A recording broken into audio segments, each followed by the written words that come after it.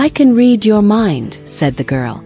The judge laughed until she revealed his darkest secret. The courtroom buzzed with uneasy murmurs. At the center stood a little black girl, no more than 8 years old. Her hair in loose braids framed a dirt-smudged face. Her blue jacket hung loosely over her frail shoulders, the sleeves frayed at the edges. Her bare feet made no sound as she stepped closer to the towering figure of Judge Randall. The judge cleared his throat, gripping his gavel. "Who brought this child here?" "She asked for you," the bailiff said nervously. "Sir, she wouldn't speak to anyone else." Randall raised an eyebrow. "And why is that?" The little girl lifted her chin and locked her big brown eyes on him. "Because I can read your mind," she said softly. The courtroom fell silent.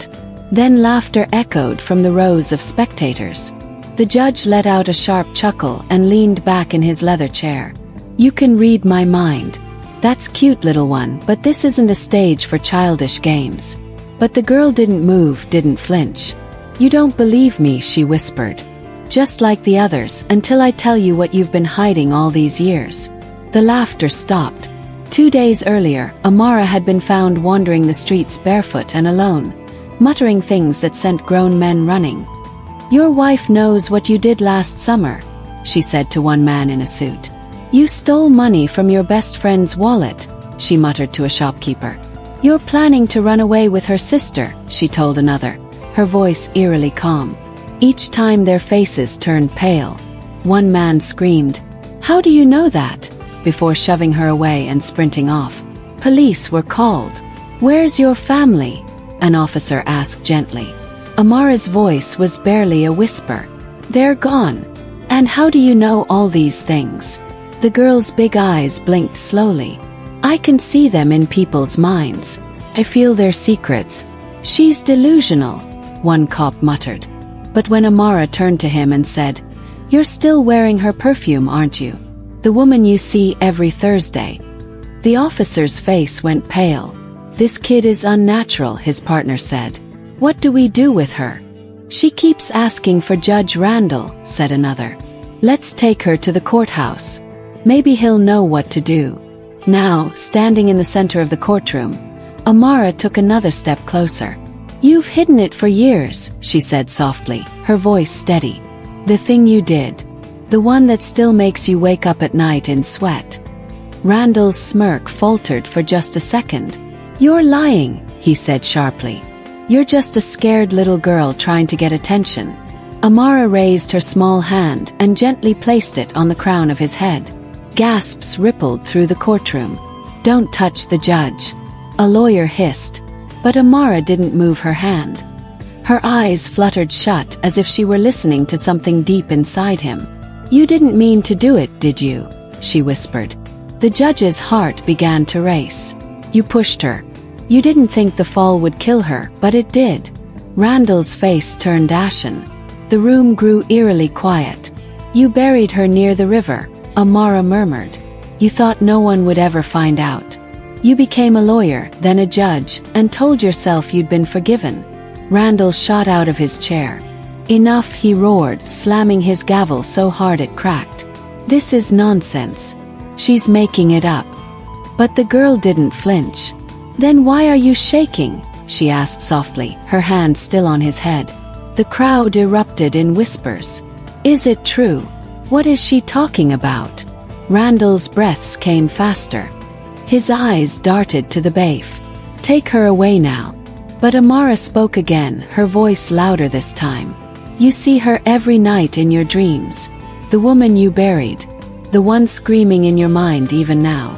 Randall staggered backward, his face pale as chalk. "How could you know that?" he whispered hoarsely. Amara opened her eyes and stared straight into his. "Because she's still screaming," the girl said. "And I can hear her." The courtroom erupted into chaos. Reporters scrambled for their cameras. Lawyers shouted over one another. The judge's gavel slammed repeatedly, but the sound barely cut through the growing storm of voices. "Order!" Randall bellowed, his voice cracking. "Order in this court!" But his hands were trembling. Amara stood still, Her small hand pressed lightly to his head. "You hear her too, don't you?" she whispered, her voice eerily calm. Her voice, her cries, the way she begged you to stop. "Lies," Randall roared. His face flushed red as sweat dripped down his temple. "This child is manipulating you all. I've never heard anyone." Amara tilted her head, her braids brushing her shoulders. "Then why can I see her?" The judge froze. "You buried her near the riverbank," Amara continued, her eyes narrowing. "You thought the current would take her body, but the soil was thick. You covered her with rocks." Randall's legs wobbled. He gripped the edge of his bench, his knuckles white. "Stop," he hissed. "You kept her bracelet," Amara said louder now, her voice carrying over the gasps of the crowd. "You put it in a box. It's still under the floorboards in your study, isn't it?" Randall's head jerked up. No one could know about the bracelet. No one. The room fell deadly silent. A woman in the back row stood. "What is she talking about? What bracelet?" Amara's voice grew sharper, the one he ripped off her wrist when she scratched his face. The crowd erupted into frantic murmurs. "I want her removed now," Randall screamed, his voice breaking. "This is slander. This is she told me her name," Amara said, cutting through his tirade like a blade. "Her name was Claire. She was 24 and you promised to drive her home that night." Randall's mouth fell open. "She trusted you," Amara said softly. "But when she said no, you lost control. You pushed her. And when she stopped breathing, you panicked. You thought no one would ever find out." Suddenly, Amara gasped and staggered back, clutching her head. "She's screaming again," the girl cried. Her voice is louder now.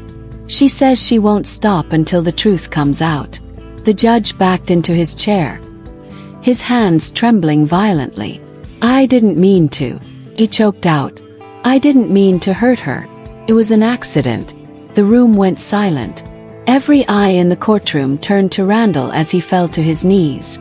"Claire was my sister," a young man in the audience shouted, tears streaming down his face. "You told us she ran away, you monster." Reporters shoved forward with microphones. Lawyers scrambled to hold them back. Amara slowly lowered her hand. "Her voice is gone now," she said quietly. "She says she can rest." Within minutes, officers surrounded the judge. "You're under arrest for the murder of Claire Donovan," one of them announced. Randall's face crumpled. "I didn't mean to," he cried as they dragged him from the bench. "It was supposed to be a secret. No one was supposed to know." Amara's eyes followed him coldly as he passed. "She always knew," the little girl whispered. "She just needed someone to listen." As the gavel fell for the last time, Amara stepped down from the stand. A reporter approached cautiously. How did you know all that?" Amara's lips curved faintly. "I don't just hear thoughts," she said softly. "I hear the voices of the ones you've tried to silence." And with that, she walked barefoot out of the courtroom, leaving stunned silence in her wake.